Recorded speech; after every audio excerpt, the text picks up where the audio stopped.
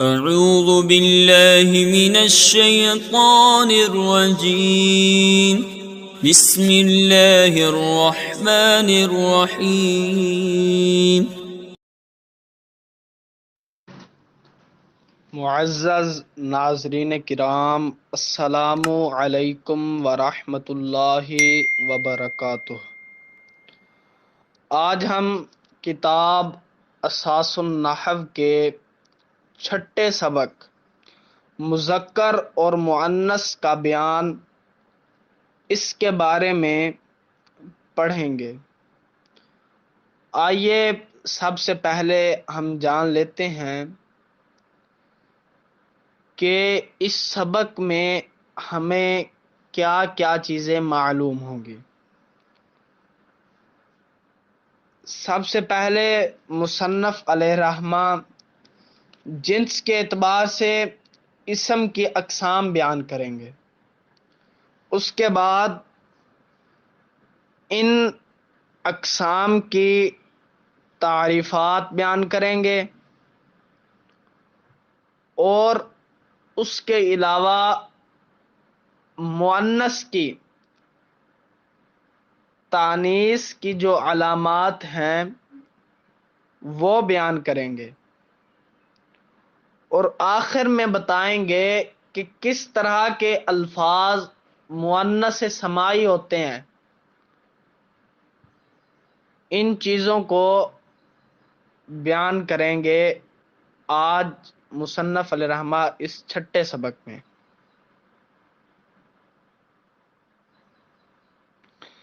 آئیے سب سے پہلے ہم پڑھتے ہیں کہ جنس کے اعتبار سے اسم کی اقسام۔ جنس کے اعتبار سے اسم کی دو اقسام ہیں، مذکر اور مؤنث۔ مذکر کی تعریف: وہ اسم جس میں تانیث کی علامت نہ پائی جائے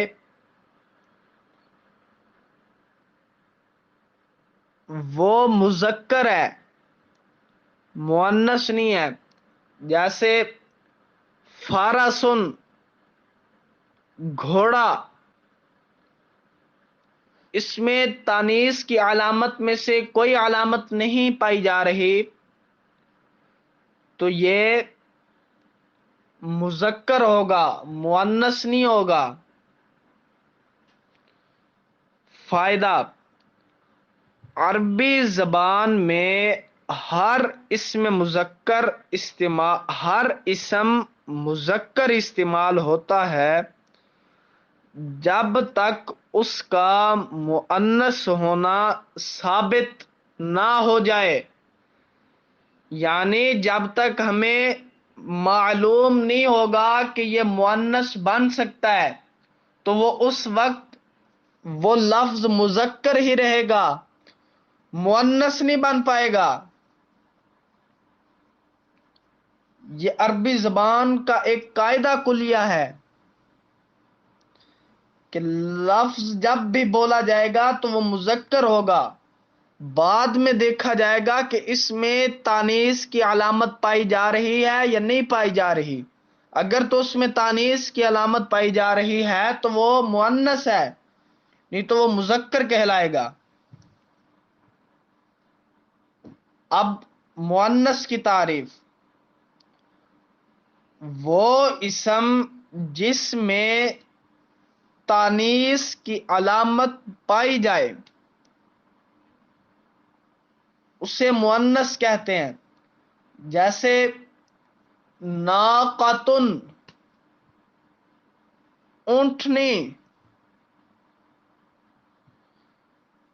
اس میں تانیث کی علامت پائی جا رہی ہے، اس وجہ سے یہ مؤنث ہوگی، مذکر نہیں ہوگی۔ اب آگے تانیث کی علامات۔ تانیث کی 3 علامتیں ہیں. نمبر 1، گول تا کا ہونا، جیسے عائشہ تو، اس میں گولتا ہے تو یہ مؤنث ہوگی، مذکر نہیں ہوگی، کیونکہ اس میں تانیث کی علامت پائی جا رہی ہے. اسی طرح الف مقصورہ،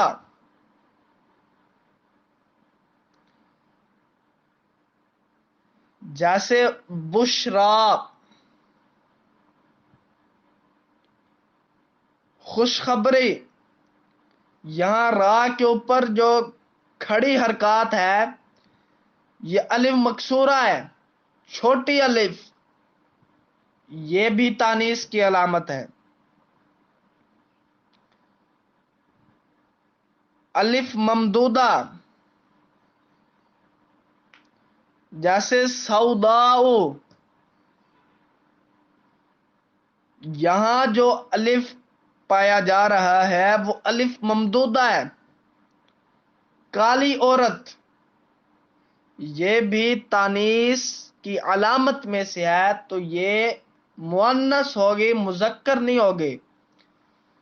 جہاں جس لفظ میں یہ 3 علامتیں پائی جائیں گی وہ لفظ مؤنث ہوگا، مذکر نہیں ہوگا.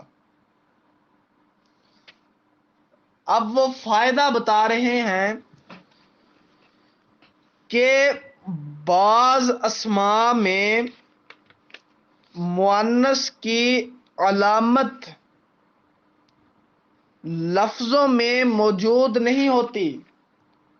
بعض اسماء میں مؤنث کی علامت لفظوں میں موجود نہیں ہوتی، مگر اہل عرب انہیں بطور مؤنث استعمال کرتے ہیں. انہیں مؤنث سماعی یا مؤنث معنوی کہتے ہیں، مؤنث نہیں کہتے. اس کا دوسرا نام انہوں نے رکھا ہے، مؤنث سماعی یا مؤنث معنوی کہتے ہیں. جیسے اردن، زمین، اس میں تانیث کی علامت نہیں پائی جا رہی، یہ مؤنث سماعی ہے. اسی طرح یدن، ہاتھ، یہ بھی مؤنث سماعی ہے. خمرن، شراب، یہ بھی مؤنث سماعی ہے. امن، ماں، یہ بھی مؤنث سماعی ہے. مریم، یہ بھی مؤنث سماعی ہے. جحیم، یہ بھی مؤنث سماعی ہے. ریح، ہوا، یہ بھی مؤنث سماعی ہے. اس میں تانیث کی علامت نہیں پائی جا رہی، لیکن یہ ہے مؤنث. تانیث کی علامت نہ ہونے کی وجہ سے ان کو دوسرا نام دے دیا گیا جسے مؤنث سماعی کہا گیا ہے. جیسے شاتن، بکری، یہ مؤنث ہے کیونکہ اس میں علامت تانیث گول تا پائی جا رہی ہے. اسی طرح فیل، ہاتھی، یہ مذکر ہے.